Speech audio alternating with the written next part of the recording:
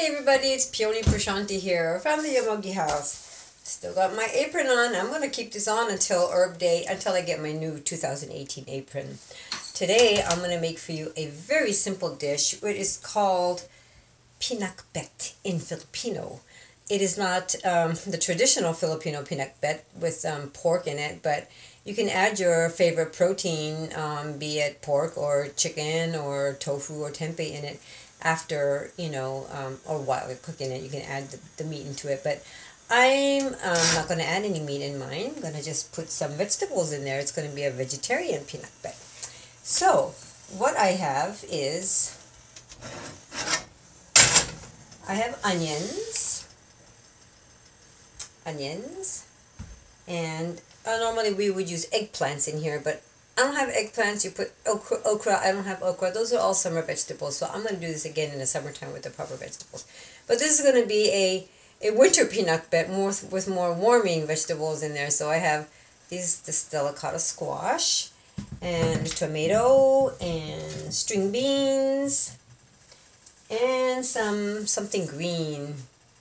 So what we do is, first of all, warm up your little pot with some oil. Oh, actually, this tastes really good with butter. I'm going to put butter instead. Because if you put oil in there, it kind of tastes like, it'll be kind of like bibingka or something. Not bibingka, that's another Filipino dish. Boy, it's late. It's like 9 o'clock at night. I should be sleeping. I should be watching a movie.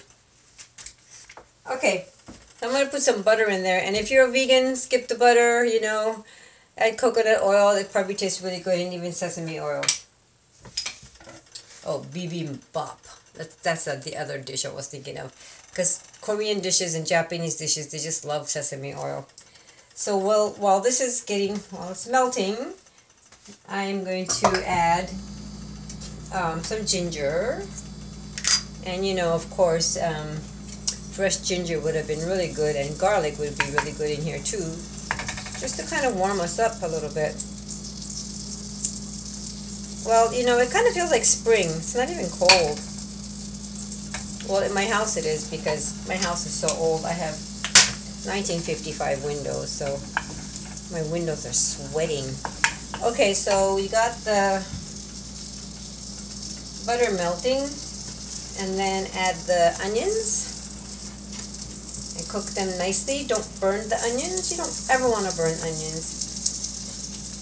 And the way I cut the squash, the Asians, they really like to cut their squash really pretty and decorative, and these kind of look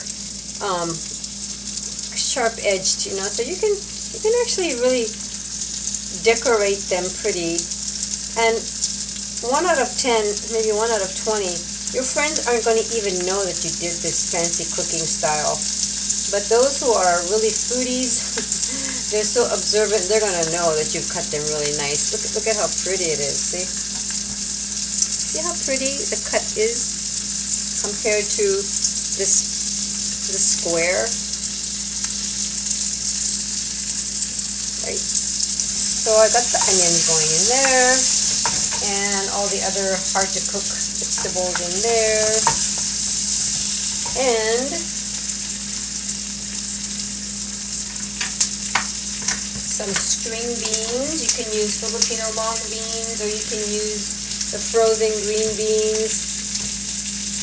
But a lot of, Asian cooking has the color of all the 5 elements, so green, yellow, red, some brown in there, which would have been the meat.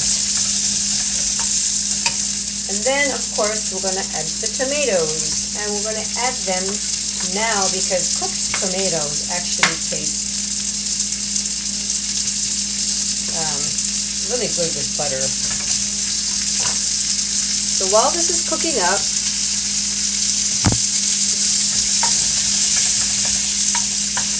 really pretty. I want to show you what it looks like. See how pretty it is?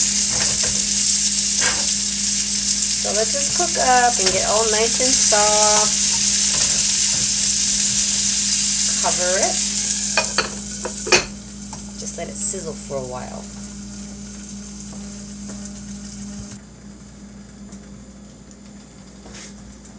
Alright, we're back, and it's been cooking for about 5 minutes. I'll take the lid off, and I did add a little bit of water. You can add broth to it if you want. And because it's almost done, I know you can't see it, but I'll let you see it later. I'm going to add my arugula. You can add kale. You can add I guess kale or arugula. Oh, spinach. Spinach would be really good in here too. But that's kind of like a summer green where it cools you.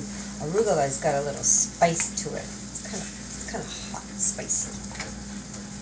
Okay, and you know what? This is done. Because I like mine with more gravy or water. Not too soupy. I don't want this to be a soup. I just want this to be food that I can pour over my rice and shovel it with a spoon into my mouth. Alright.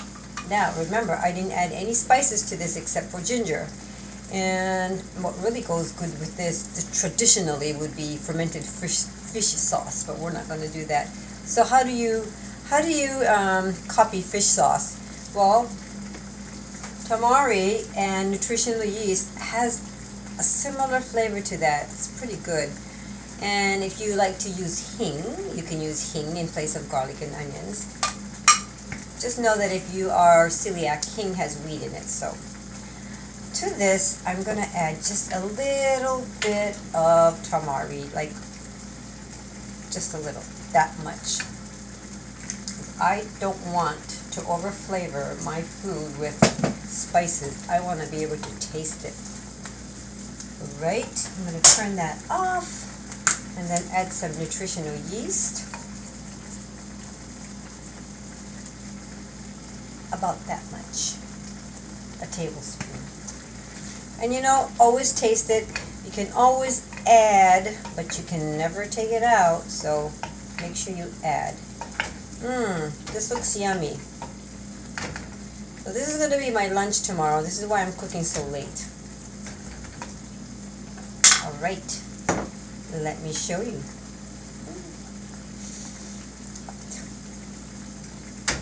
Oh, these handles are so little. See how delicious it looks?